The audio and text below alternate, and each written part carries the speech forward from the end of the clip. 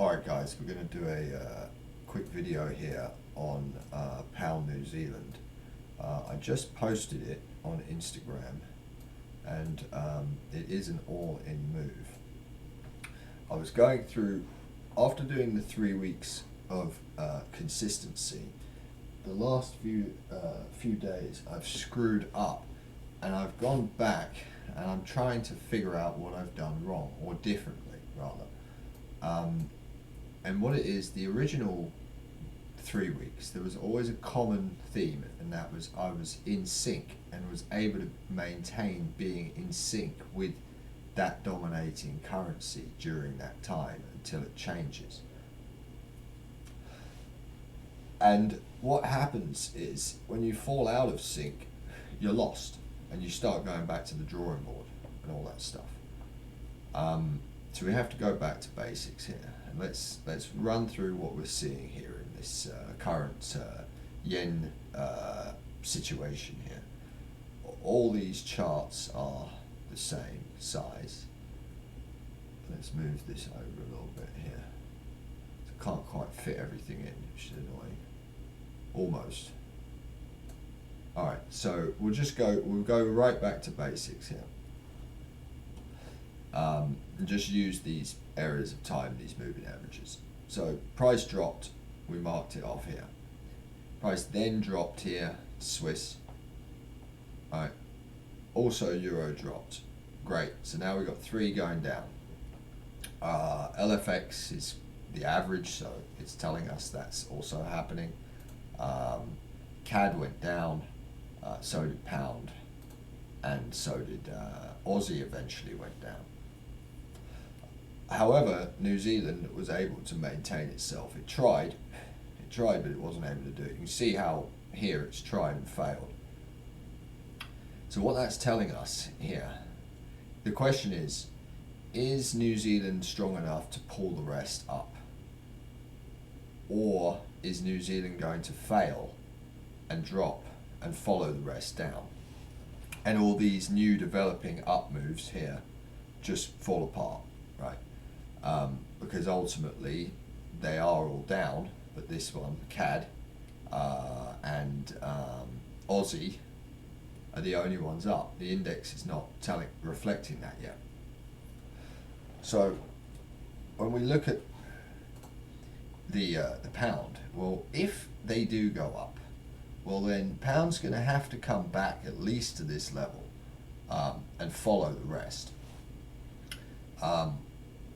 New Zealand's not going to need to go up as much because it's already moved. So pound will have more room up than New Zealand. We can take a look at the numbers to confirm that. So it's about 1,000 points. And New Zealand has moved, and take into account that New Zealand doesn't move as much as pound, but it's got up 226.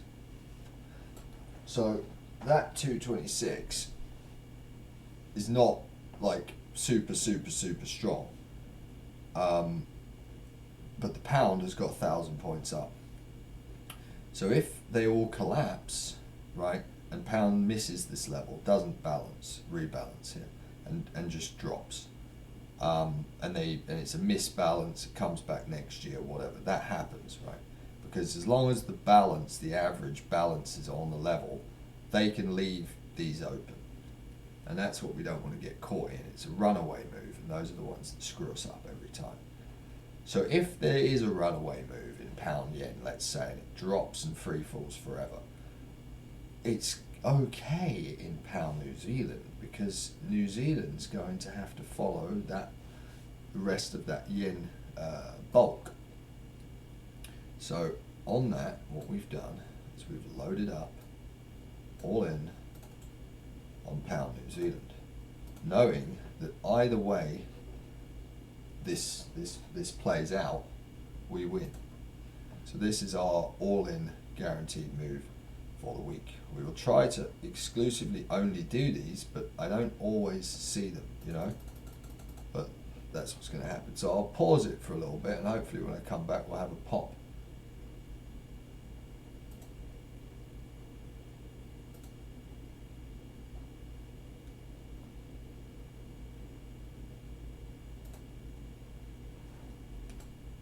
Oh, and obviously our target will be very simply back here.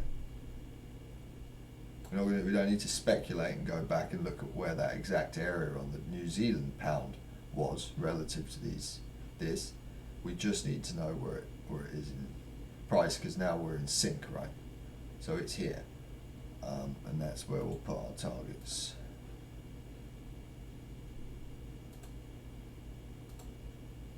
Sorry I haven't got back into anyone, by the way, on the emails. I'm trying to A, get this perfected before I get back to anyone, and B, get as many emails as possible, and then spend the day getting back to everyone. It's kind of what I'm doing, so hope that's fine. Yeah, and the email is here. Seeking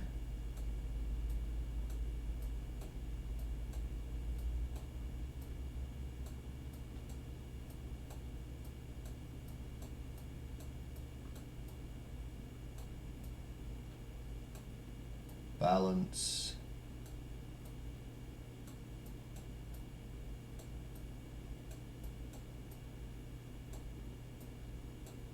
$56 at gmail.com. Gmail. I will get back to everyone when this project is finished and we are fully ready, because at this point I need to now replicate the other 3 weeks, another 3 weeks of 98%/96% accuracy. If I can't do that consistently, then there's no point in emailing me. That's the whole point here. So once that is done, then I will get back to the emails. But if you do want to get in early, if you do believe this project is actually going to go somewhere, then and you have any ideas, it could be IT regarded, IT help for the room, anything, whatever you can think of. I'm all ears. And then in theory, once we've got this cracked, we can start on project number 2, which is build a external business from this.